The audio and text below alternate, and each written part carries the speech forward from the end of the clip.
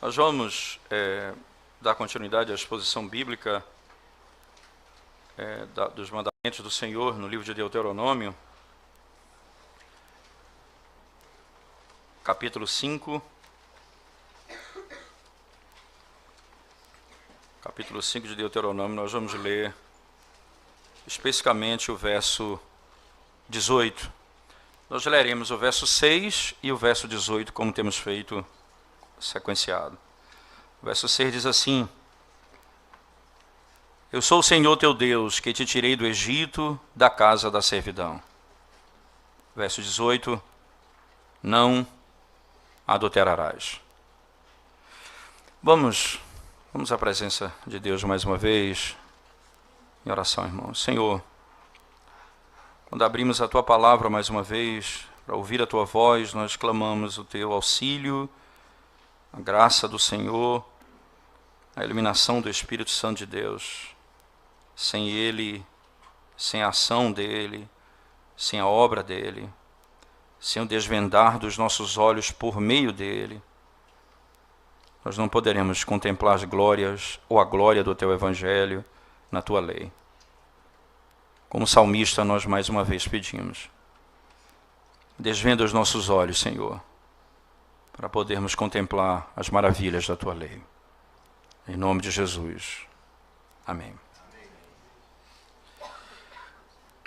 Não adulterarás, mandamento que é conhecido como o sétimo mandamento, como nós já tratamos no domingo passado. Não matarás, o sétimo mandamento, não adulterarás, lida literalmente com a pureza da nossa própria vida, da nossa própria alma, e a pureza do nosso próximo e o bem do nosso próximo. A essência desse mandamento diz respeito particularmente à pureza do homem, da sua alma, dos seus pensamentos, do seu coração, e também a proteção daquilo que pertence ao próximo, isto é, a pureza também do próximo. Nesse sentido, esse mandamento, ele, segundo Christopher Wright, que é um comentarista que tem um comentário muito interessante no livro de Deuteronômio, especificamente ele usa o seguinte conceito. Ele diz assim: o quinto mandamento, ele protege a autoridade do líder, do pai, da igreja, do Estado, e ele inculca o respeito às outras gerações, isto é, aos mais velhos. Ele inculca respeito às gerações seguintes, ou às gerações que passaram, e os jovens respeitando os mais velhos. Já ele diz: o sétimo mandamento, ele protege a integridade sexual do casamento, que é o vínculo que unifica e é o coração da família, ele diz. Ainda no seu argumento, ele diz: novamente, nós devemos lembrar que para o israelita, a família não era apenas um casal com seus próprios filhos, mas era formada de gerações. Ela constituía a minha esposa, meus filhos, os filhos dos meus filhos, os filhos dos meus filhos. Ela não era simplesmente a proteção de um indivíduo, mas de uma geração, de uma descendência, e por que não dizer, de uma raça e de um povo. Ele ainda continua no seu argumento. Dentro dessa molécula inicial, ele usa a expressão, a integridade do casamento, como sendo aquele que é o casal nuclear, onde todas as coisas e todas as instituições vão surgir, precisa ser definida cuidadosamente, para que fique claro qual o papel do homem e qual o papel da mulher. Por isso que a proibição primária do adultério, ela vai limitar qualquer tipo de destruição dessa estrutura como fundamento daquilo que Deus vai propor para toda a sociedade. Ora, A primeira relação que existe depois de Deus e o homem, é a relação entre o homem e a sua esposa, que está posto em Gênesis no capítulo 2. Então todas as outras relações, elas vão surgir dessa relação. Se você prestar atenção, por exemplo, quando Paulo fala da salvação em Efésios, e ele diz que Deus escolheu um povo antes da fundação do mundo, no capítulo 2 diz que esse que foi eleito e foi redimido pela obra de Cristo, foi salvo pela graça. Nós estávamos mortos e Cristo veio então salvar a sua esposa, veio redimir a sua esposa. E você pensa então que Deus, ele só tinha um filho e ele queria muitos filhos. E ele, nesse filho, ele precisava de uma esposa, então Cristo tem uma esposa e o Pai tem filhos. E o Espírito tem a igreja. E perceba que a imagem o mesmo povo é chamado em relação a Deus de filhos, em relação a Cristo de esposa, em relação ao Espírito de igreja. Exatamente o mesmo povo. Você entende então que a relação marido e mulher, a relação pai e filho, essa relação igreja e cabeça da igreja é uma relação que está intimamente ligada. Quebrar a estrutura da família seria então quebrar todas essas esferas dentro do relacionamento. Porque, consequentemente, o adultério seria a destruição do casamento. E o casamento seria a base da formação dessa estrutura que passa a valer no decorrer da história. Paulo ainda em Efésios, no capítulo 2, nós podemos trazer a memória, quando ele fala da salvação. Então, ele diz no capítulo 5, não é, que nós não devemos nos embriagar com vinho, ou ser influenciado pelo vinho, mas pelo Espírito. Então ele diz que nós devemos nos encher do Espírito. E essa obra do Espírito, então, é descrita em 3 relacionamentos. E ele começa dizendo: marido, amai vossa esposa. Esposa, sede submissa ao seu marido. Depois, filhos, obedecei vossos pais. Pais, cuidem dos seus filhos e eduquem eles no temor do Senhor. Patrão, empregado. Você percebe que a base aqui começa exatamente nessa relação marido e mulher. E aí vem a estrutura pai e filho. Toda essa estrutura do 5º mandamento, enquanto o Senhor protege essa estrutura de respeito, o casamento é onde esse respeito vai ser vinculado. Uma vez que o casamento é destruído, uma vez que o adultério destrói a família, certamente você perde todas as bases de governo de uma sociedade. Todas elas são destruídas de uma vez só. Ora, não é à toa que a nossa sociedade, ela não pensa, ela não começa, pelo menos por estratégia, não é?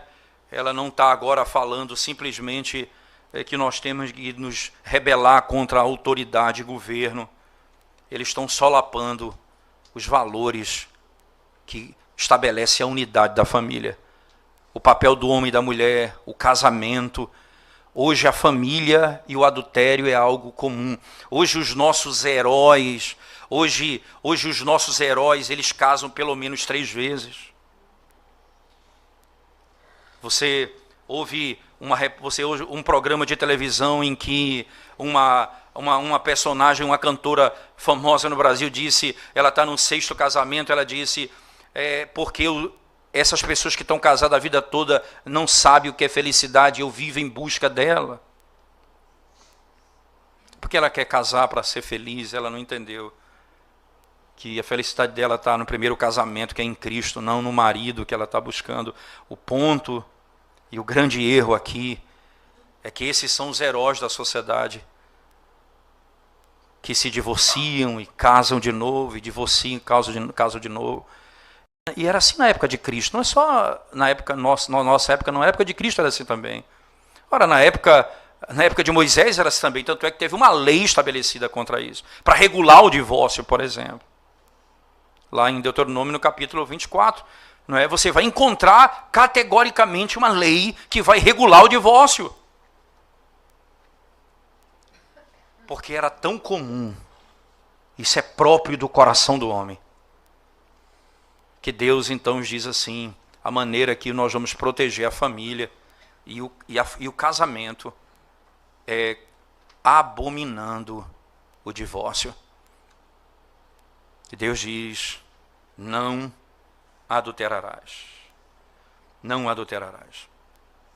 Há um aspecto interessante, por que o adultério é proibido. Eu queria que você abrisse a sua Bíblia comigo lá em Levítico capítulo 18, por favor. Levítico capítulo 18.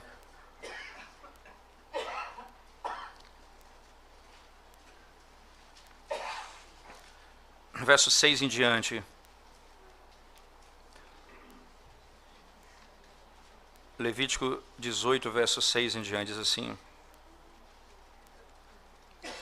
nenhum homem se chegará a qualquer parenta da sua carne para lhe descobrir a nudez. Eu sou o Senhor. Não descobrirás a nudez de teu pai e de tua mãe, ela é tua mãe, não lhe descobrirás a nudez. Não descobrirás a nudez da mulher de teu pai, é nudez de teu pai. A nudez da tua irmã, filha de teu pai ou filha de tua mãe, nascida em casa ou fora de casa, a sua nudez não descobrirás. A nudez da filha do teu filho ou da filha de tua filha, a sua nudez não descobrirás, porque é tua nudez. Não descobrirás a nudez da filha da mulher de teu pai, gerada de teu pai, ela é tua irmã.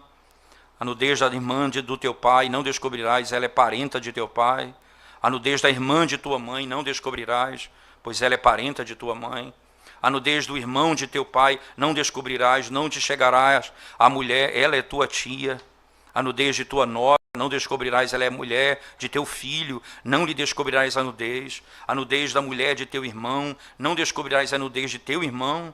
A nudez de uma mulher e de sua filha não descobrirás, não tomarás a filha de seu filho, nem a filha de sua filha, porque lhe descobri a nudez, porque para lhe descobrir a nudez, parentes são, maldade é.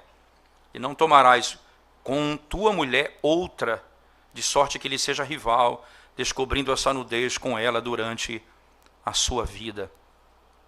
Interessante é que Levítico aqui dá uma quantidade grande de exemplos daquilo que você deve fugir no que diz respeito ao relacionamento íntimo com tia, tio, não é, sobrinha, todas essas relações mais íntimas de família. Por que isso? Porque é a maneira de se proteger a estrutura da família. Moisés vai deixar isso tão claro, porque, irmãos, ora, se a ordenança bíblica o Deus, de maneira muito clara, ele quer proteger o relacionamento íntimo sexual dentro da família. Você entende? Há uma proteção, e a proteção você vai ter vida íntima com a sua esposa quando você casar. Essa estrutura, fora dessa estrutura, se for casado, tiver algum relacionamento fora do casamento, é adultério. Se tiver algum relacionamento antes do casamento, é fornicação. Você entende? Tudo isso está amparado pelo mesmo princípio, não adulterarás. A lei, ela não fala apenas no adultério no sentido expresso em que um homem, não é, se deita com a mulher que não é a sua mulher, mas toda e qualquer perversão sexual está dentro do mesmo mandamento. É por isso que o princípio levítico fala até mesmo da relação incestuosa, como sendo a quebra desse mandamento. Da mesma forma, o relacionamento antes do casamento, não é? E por que é muito sério isso, irmãos? O que é a legislação de Israel, não é? Como eles tratavam a quebra desse mandamento? Era uma ofensa capital para todos os envolvidos, tanto o adúltero como aquele que cometia o adultério. A mulher e o homem, todos eles eram julgados da mesma forma. Por exemplo, lá no livro de Deuteronômio, capítulo 22, verso 22, abra sua Bíblia comigo. Deuteronômio 22, verso 22. Veja o que diz a Sagrada Escritura. Deuteronômio 22, versículo 22. Diz assim: se um homem for achado deitado com uma mulher que tem marido, então ambos morrerão, o homem que se deitou com a mulher e a mulher. Assim eliminarás o mal de Israel. ambos morrerão. Essa é a lei de Israel acerca do tema. Ora, isso não é apenas a lei fala isso, até mesmo os profetas, com muita clareza, vão falar sobre isso. Por favor, abra sua Bíblia comigo, no livro do profeta Jeremias, capítulo 7, verso 9. Jeremias 7, 9, por favor. Veja o que diz a palavra de Deus.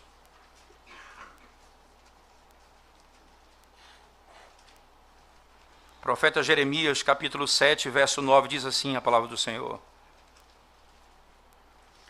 Que é isso? Furtais e matais, cometeis adultério e jurais falsamente, queimais incenso a Baal e andais após outros deuses que não conheceis. Veja, esse pecado é condenado junto com outros pecados. Furtais, matais, cometeis adultério. Você entende? O que a lei está ensinando lá, os profetas permanecem afirmando. Vocês continuam praticando o que Deus condena. Furtais, matais, cometeis adultério, jurais falsamente. Isso está diretamente ligado ao 9º mandamento. No capítulo 23 do livro do profeta Jeremias, por favor. Jeremias capítulo 23, abra sua Bíblia comigo. Capítulo 23, versículo 10. Diz assim um texto: porque a terra está cheia de adúlteros e chora por causa da maldição divina. Os pastos do deserto se secam, pois a carreira dos adúlteros é má e a sua força não é reta. Pois a carreira dos adúlteros é má. Você percebe que a condenação desse pecado, ela traz juízo sobre todos, até mesmo sobre a terra onde eles habitam. É por isso que o adultério é algo tão sério que é uma linguagem espiritual para descrever a apostasia de Israel. Quando Israel vai após outros deuses, a Bíblia chama Israel de adúltera. Veja, há um só Deus, o Criador de Israel, o Redentor de Israel. Isaías 54, verso 5, o profeta diz assim: Israel, o teu Criador é o teu marido. Israel, o teu Criador é o teu marido. E quando Israel vai após outros deuses, a Bíblia diz, eles são adúlteros. Porque há um casamento, um pacto entre Deus e Israel e o seu povo. E eles quebram esse pacto indo após outros deuses. Isso é tão sério, irmãos, que todos os profetas vão tratar do tema, que Jesus vai tratar desse tema no Sermão do Monte.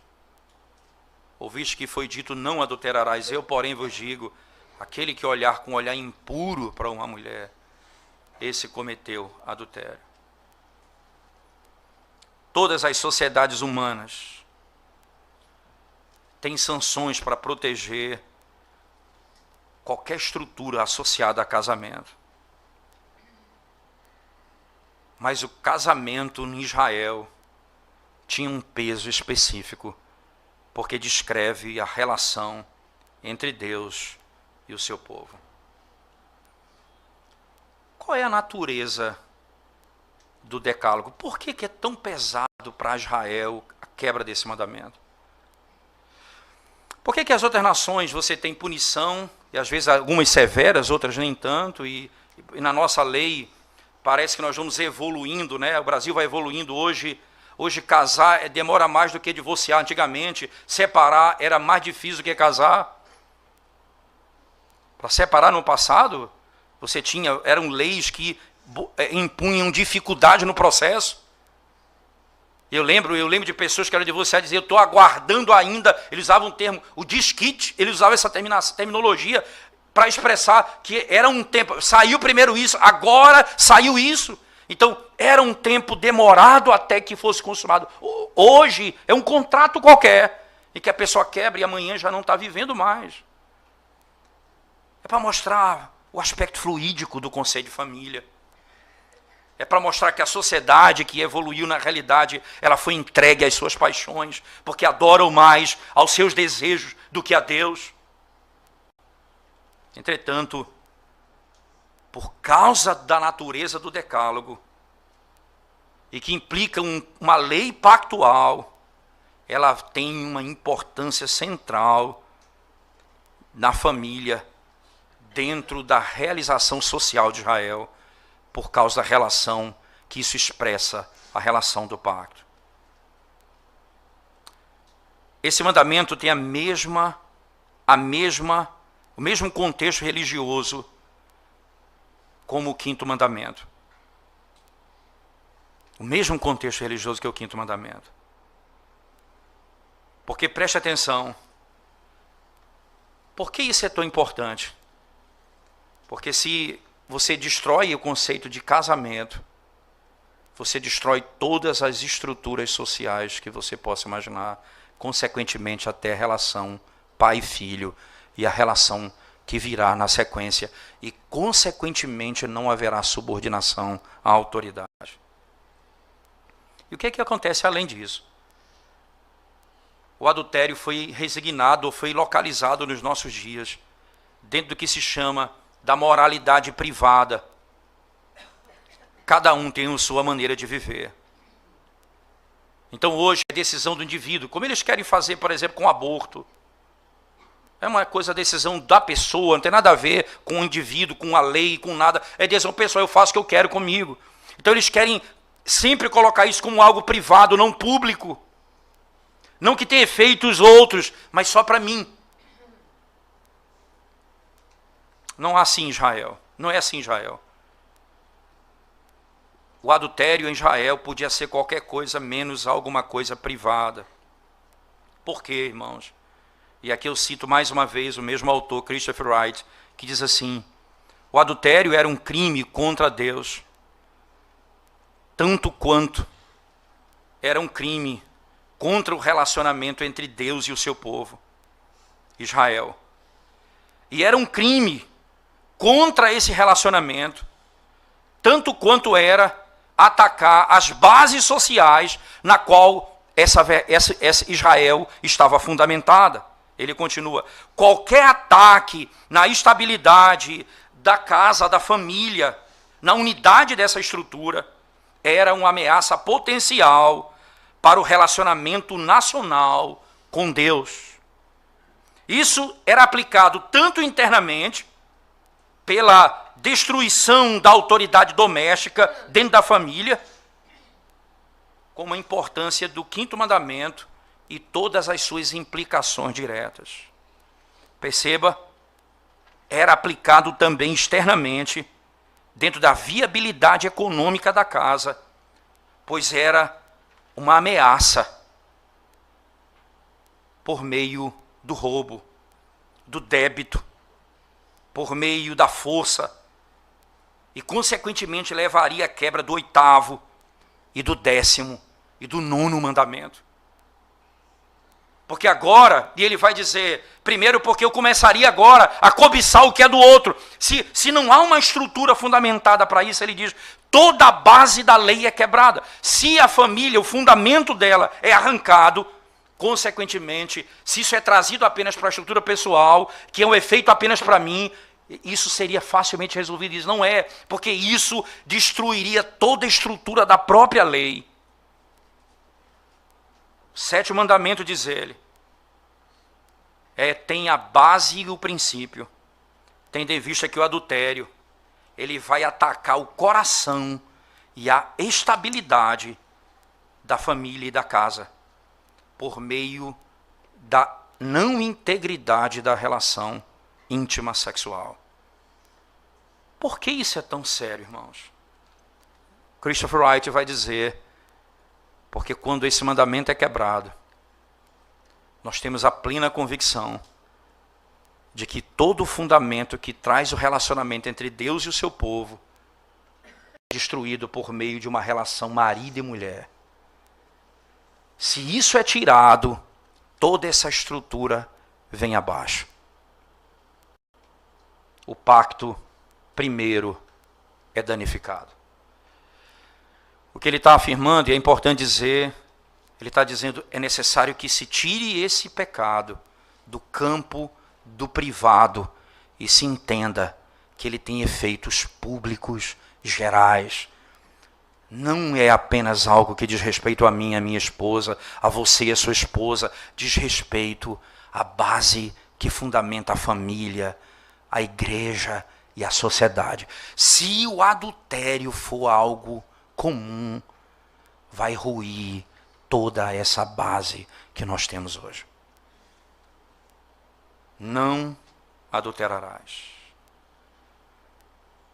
É tão claro, irmãos, que os livros de sabedoria vão falar desse tema, provando isso com clareza, a gravidade de tal pecado.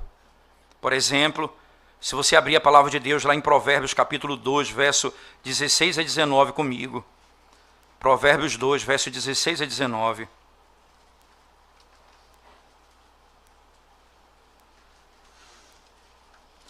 Diz assim a palavra de Deus. Provérbios capítulo 2, verso 16 a 19. Para te livrar da mulher, deixa eu só voltar um pouquinho aqui, vamos pegar um pouco antes, do verso 10 em diante, diz assim: porquanto a sabedoria entrará no teu coração, e o conhecimento será agradável à tua alma.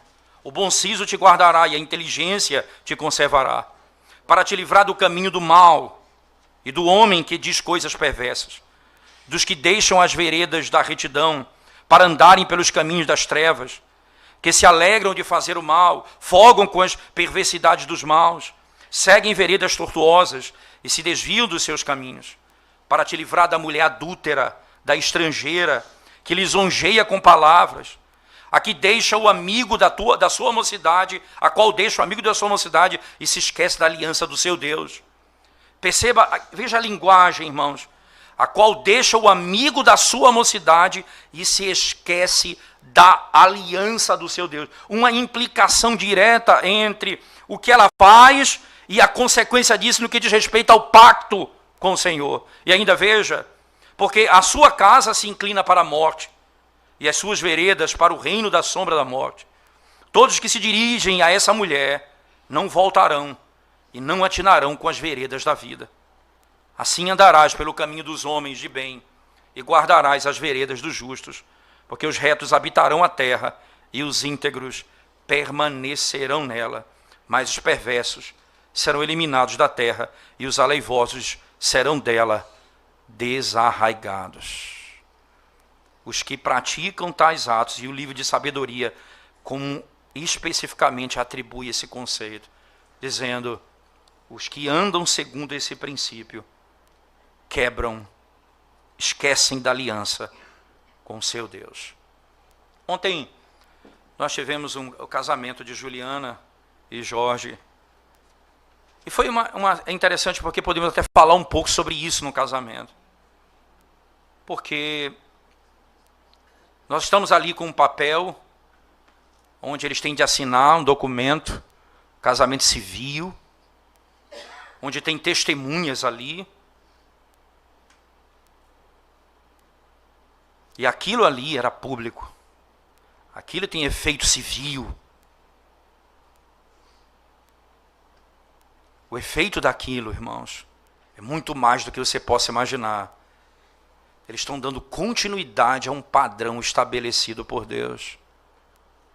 E a fidelidade no casamento é a segurança de que a ordem divina na criação vai manter a estrutura da sociedade que Deus estabeleceu, como Ele estabeleceu. O contrário disso, sem dúvida, é a quebra da aliança com o Senhor. É por isso que Jesus Cristo vai estabelecer uma visão ainda mais clara, e aqui é importante, porque um aspecto, e esse é o problema do fariseu, do judeu, não é? Essencialmente do que conhece a lei, sempre eles pensam que o pecar contra Deus é externo. Então, você pode dizer no seu coração, eu nunca cometi adultério, eu nunca me deitei com alguém que não fosse a minha esposa. Eu posso usar, você talvez pudesse usar esse argumento. Mas quando você diz isso, olhando para o indivíduo que pratica o adultério, e você se justifica com base na sua própria justiça, isto é, você dizendo, Ora, eu estou livre da condenação porque eu não sou tão ruim quanto ele. Então Jesus vai e diz, se você pensar, se você olhar com um olhar impuro, você cometeu adultério. Ora, o Senhor então está lidando com uma visão clara de que eu preciso manter a minha pureza, a castidade. E aqui entenda, irmãos, eu mantenho a castidade antes de casar e mantenho a castidade no casamento. Como é que eu mantenho a castidade no casamento? Não adulterando. E como é que eu mantenho a castidade antes do casamento? Não fornicando, cuidando dos meus pensamentos, tanto antes do casamento quanto depois do casamento. Eu preciso entender que quando eu não guardo os meus pensamentos, a impureza do meu coração se desvelará em atos, porque quanto mais eu alimento isso, mais e mais e mais, quando a oportunidade aparecer, eu estarei pronto para cair. Porque o coração alimenta tais coisas. O Senhor Jesus Cristo certamente compreende isso, porque o próprio Jó, na sua luta contra o pecado, e aqui me parece fantástico, porque ele está passando por um sofrimento que é conhecido e até ele até é enigmático e ao mesmo tempo paradigmático, de alguma forma. Mas Jó, quando no meio do seu sofrimento, ele faz um pacto. Ele diz, eu faço um pacto com os meus olhos. Eu faço um pacto com os meus olhos. Capítulo 31 do livro de Jó, verso 1 e verso 9, por favor. Jó 31, abra sua Bíblia comigo.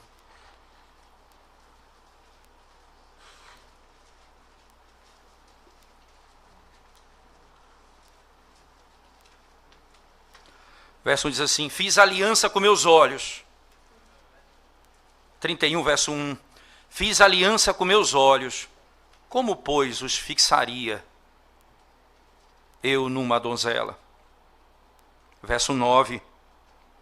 Se o meu coração se deixou seduzir por causa de mulher, se andei à espreita à porta do meu próximo, então moa a minha mulher para outro, e outros se encurvem sobre ela.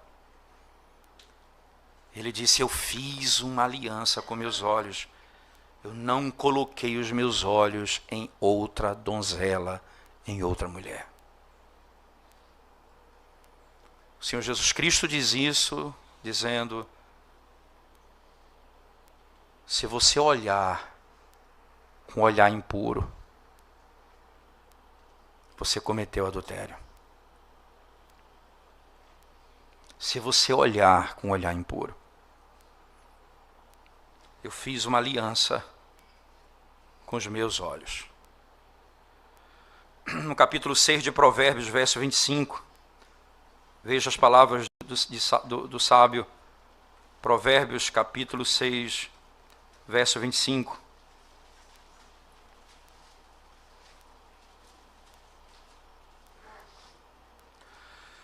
Não cobices no teu coração a sua formosura, nem te deixes prender com as suas olhadelas.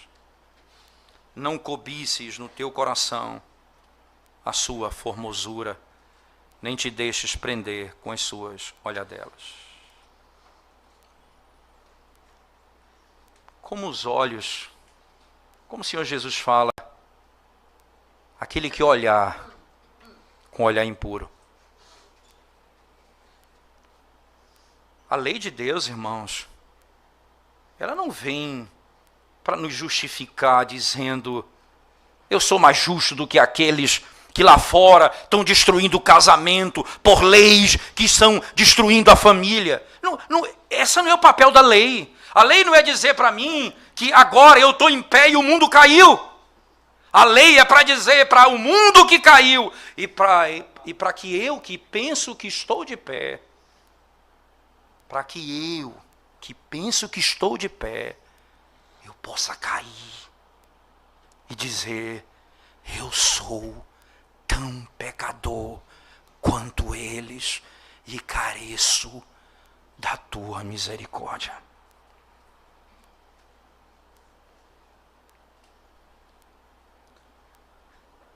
Os meus olhos, Senhor. Isso então implica que a castidade dos jovens se revela em como eu amo a lei do Senhor e ao Senhor. O que é que vocês estão vendo? O que é que vocês estão assistindo? Quanto tempo você passa na internet? Vendo o quê? Salas de bate-papo. O que vocês fazem lá?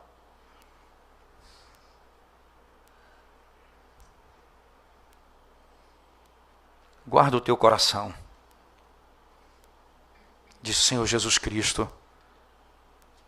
É do nosso coração que procede o adultério, o roubo e toda a destruição. Guarda as entradas do teu coração. O que é que entra, o que é que passa por aqui? Eu sei, irmãos, eu sei como é difícil numa sociedade como a nossa, onde você tem um celular com internet, você vê o que você quiser onde você estiver. Você não precisa entrar num quarto com uma televisão, você entra num quarto com o seu celular. O que é que eu posso fazer, então, irmãos? O que é que eu tenho de fazer? Como aqueles que amam ao Senhor. O Senhor Jesus Cristo nos ensina lá em Mateus capítulo 5. Vamos ouvir a voz dele, que nos ensina acerca desse tema também de modo muito claro. Mateus capítulo 5.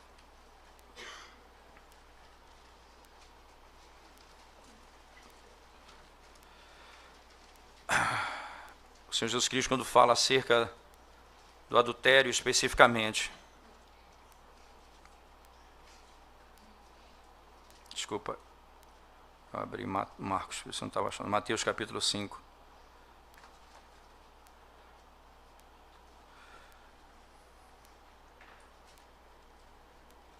Verso 27 em diante diz assim: ouviste que foi dito, não adulterarás, eu porém vos digo, qualquer que olhar para uma mulher com intenção impura, no coração, já adulterou com ela. Se o teu olho direito te faz tropeçar, arranca-o e lança-o de ti, pois te convém que se perca um dos teus membros, e não seja todo o teu corpo lançado no inferno. E se a tua mão direita te faz tropeçar, corta e lança de ti, pois convém que se perca um dos teus membros, e não vá todo o teu corpo para o inferno. Também foi dito, aquele que repudiar sua mulher, dê-lhe carta de divórcio. Eu, porém, vos digo, qualquer que repudiar sua mulher, exceto em caso de relações sexuais ilícitas, a expõe a tornar-se adúltera, e aquele que casar com a repudiada comete adultério. Preste bem atenção no ensinamento do Senhor. Ele usa a imagem dos olhos, qualquer que olhar para uma mulher. Então ele aplica isso, se o teu olho te faz tropeçar, arranca-o. O que é que eu preciso arrancar, irmãos? Não é a minha mão nem o meu olho que tem que arrancar, porque o meu coração continua produzindo esse mesmo sentimento. Eu preciso cortar todas as fontes que alimentam o meu pecado. Eu preciso encher o meu coração do Evangelho, da palavra, do conhecimento. Eu não tenho apenas que tirar, eu tenho que saber o que eu coloco no lugar.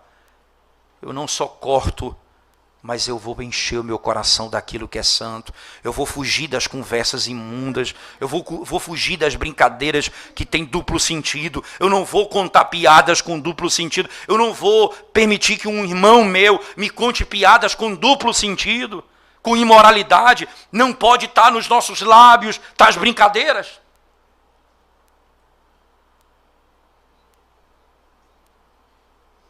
E aí é interessante aqui, o divórcio é caminho para o adultério também. O Senhor vai combater o adultério dizendo, aquele que repudiar sua mulher, ele der carta de divórcio. Veja, o divórcio lá no livro de Deuteronômio vai ser claramente determinado ou orientado e regulado pelo Senhor. Entretanto, o que é que acontece? Muitas pessoas se divorciam por qualquer motivo. Ele está dizendo não. Se não for por causa de relação sexual ilícita. E lá depois vamos aprender em Corinto.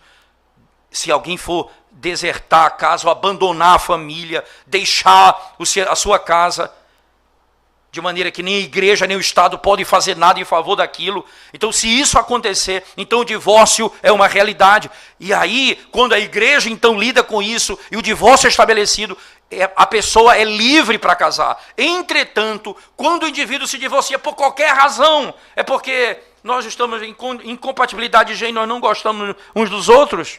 Nós entendemos que, apesar de nós sermos bons amigos, não dá mais para viver juntos. Um colega certa vez disse para mim que participou de uma reunião em uma determinada igreja, que era tanto divórcio nessa igreja, que já tinha uma estrutura montada para esse fim. E aí ele disse assim, o casal chegou na reunião do conselho e disse, ele já sabia, como diz a história, já sabia a manha do processo. Então ele dizia o seguinte, ora irmãos, eu e minha esposa aqui do lado e a esposa olhando, nós vivemos tão bem, nós somos tão amigos, olha, nós gostamos uns dos outros, respeitamos, é porque não dá mais, entendemos. Aí esse colega meu disse, irmãos, eu estou preocupado. Ele disse, por quê? Por que, pastor, você está preocupado? É porque eu não vivo assim com a minha esposa, eu estou vivendo com ela até hoje, vocês são amigos desses aí, estão separando, eu vou me separar, daqui a pouco eu vou largar minha esposa também. É uma amizade tão perfeita que vocês já estão separando. É um discurso para justificar. É uma saída amigável. O Senhor Jesus diz, se você fizer isso, a parte que foi deixada, ela vai ser exposta ao adultério. Se ela casar de novo. Porque não pode divorciar se não for por causas bíblicas, como foi estabelecido na palavra de Deus. Não adulterarás. Protege contra o divórcio. Protege a estrutura de respeito da família, a igreja e o Estado. E manifesta com clareza a nossa relação pactual com Deus. A fidelidade ao nosso marido e a fidelidade do nosso marido para conosco. O padrão que Deus estabelece, não adulterarás. Porque se assim procedermos, nós vamos pecar contra Deus e contra o nosso próximo. Jovem, como você se mantém casto? Você que ainda não casou, fuja de todas as situações. Evite o uso excessivo de internet. As pesquisas são feitas na internet, o trabalho, eu sei disso, use para o seu trabalho, mas não use demasiadamente. As portas se abrem para o mal e você ali vai alimentar o seu coração. Maridos, como é que você se mantém casto no casamento? Ontem eu estava conversando com jovens após o casamento.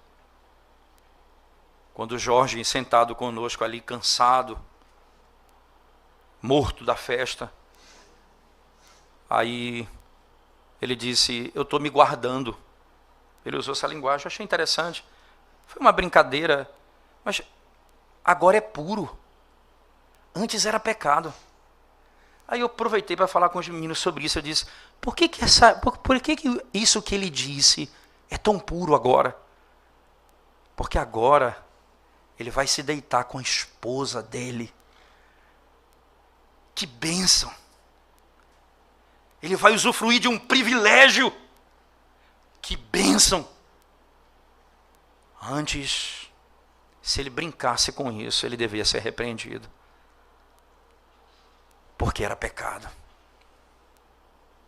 Mas agora é fruto de um processo natural do casamento.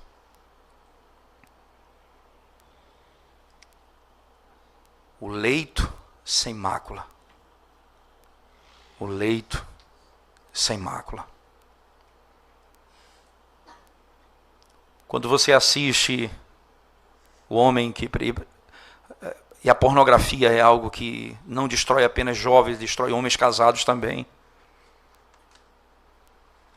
Eles não têm zelado, porque aí o ato com a esposa parece que eles estão mantendo a vida comum, mas eles têm uma vida paralela. E a pornografia é isso, preste atenção, irmãos. Ela é o adultério. E a pornografia começa a produzir algumas mentiras para você. E uma delas é que pelo menos você não está se deitando com uma mulher de verdade. Jesus disse, seu olhar com um olhar impuro. Você entende? Satanás ele vai criando mentiras para que você caia nelas e continue praticando o pecado livre de algum tipo de culpa. Mas você sabe que no fundo você está cheio de culpa. Eu preciso manter a castidade no casamento. E você, jovem, precisa manter a castidade antes do casamento.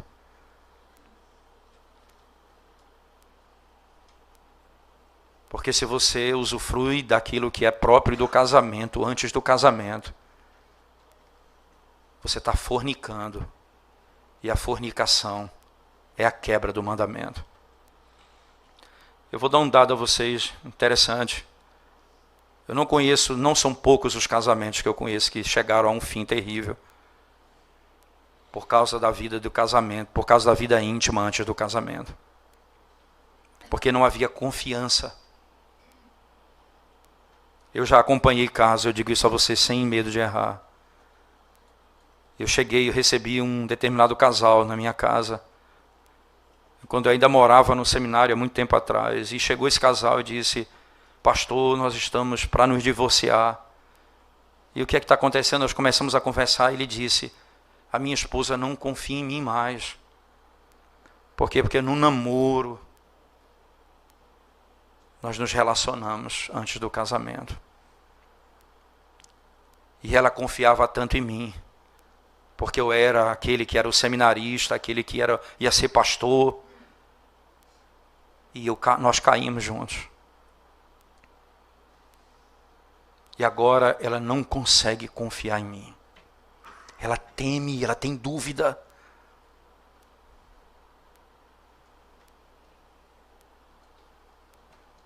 Interessante. O que era para produzir algum benefício, mostrou a sua malignidade no decorrer do tempo.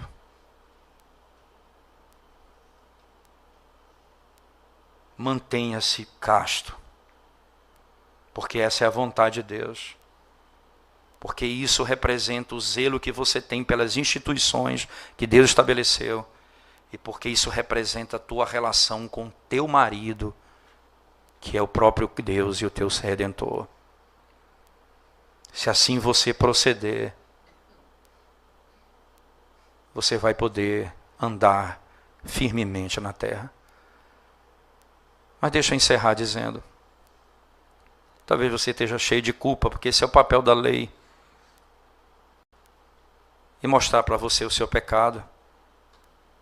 E fazer com que você tire o dedo, não aponte o dedo para o mundo, mas de repente nós começamos a olhar para dentro do nosso próprio coração e começamos a ver as mazelas da nossa própria alma. Talvez você perceba como você é tão pecador quanto o mundo.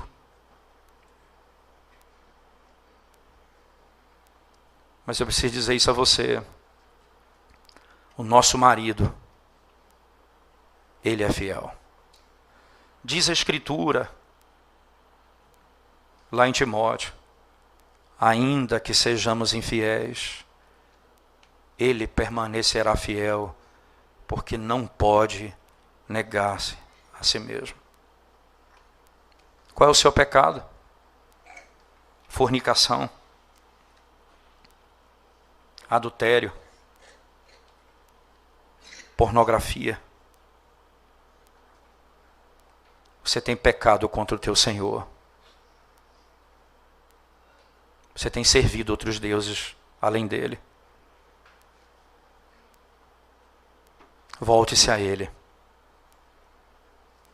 Ele é poderoso para nos perdoar e mudar a nossa sorte e a nossa vida.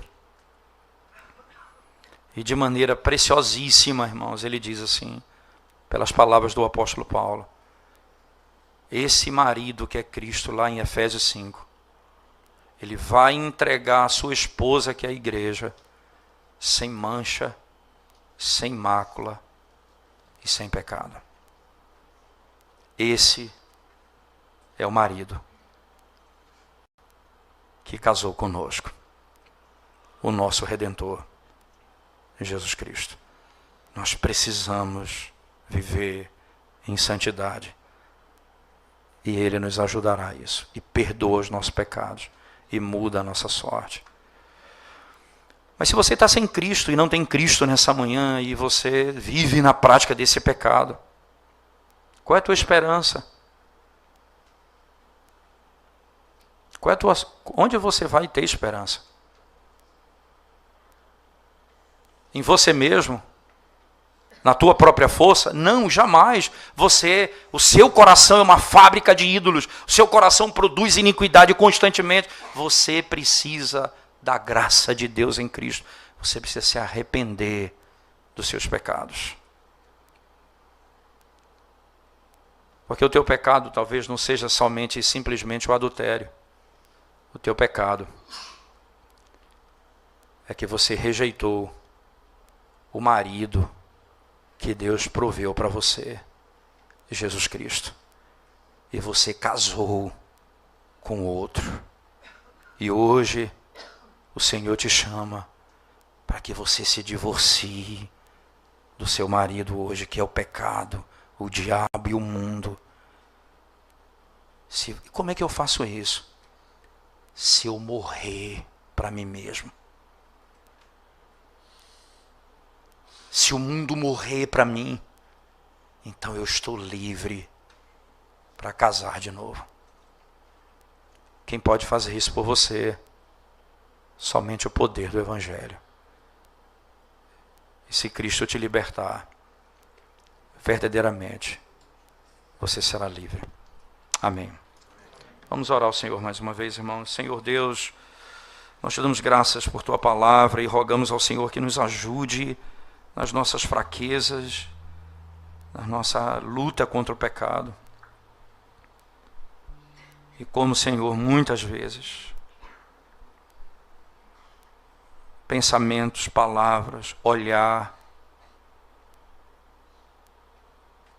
no modo como falamos, nós temos quebrado a tua lei, Senhor. Então apieda-te de nós, Senhor, pelo amor do teu nome. Santifica-nos, Senhor Deus, na nossa conversação, nosso linguajar, no que vemos, no que assistimos, no tempo que gastamos com as coisas, Senhor. Que o Senhor tenha piedade do teu povo. Ensina-nos a ser fiel ao Senhor em todas as coisas, desde o nosso pensamento às nossas ações. Também, Senhor, nós rogamos as tuas misericórdias sobre aqueles que não te conhecem nessa manhã, estão presos pelo pecado, escravizados pelo pecado. Que o poder do Evangelho possa libertá-los nessa manhã, para a glória do teu nome. Em nome de Jesus nós oramos. Amém, Senhor. Amém.